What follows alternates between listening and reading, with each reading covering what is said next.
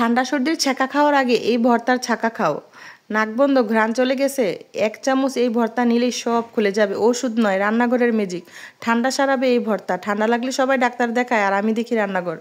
জীবনে একবার হলেও এই ভর্তা খেতে হবে। ঠান্ডা থাকলে তো কথাই নেই। প্রথমে রসুনগুলোকে ভালোভাবে টেলে নিব।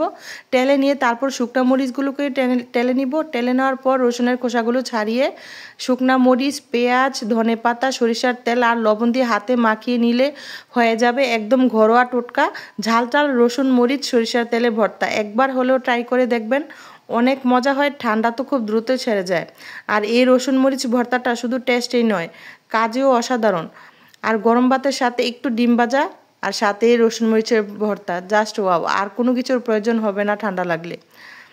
তো এই ভর্তাটাকে বানিয়ে নিয়েছি। বানিয়ে নেওয়ার পর এই প্লেটে আমি কিছু ভাত মাখিয়ে নিয়েছি। মানে খুবই মজাদার হয়েছিল, মানে একটু ঝালটা বেশি দিয়েছি।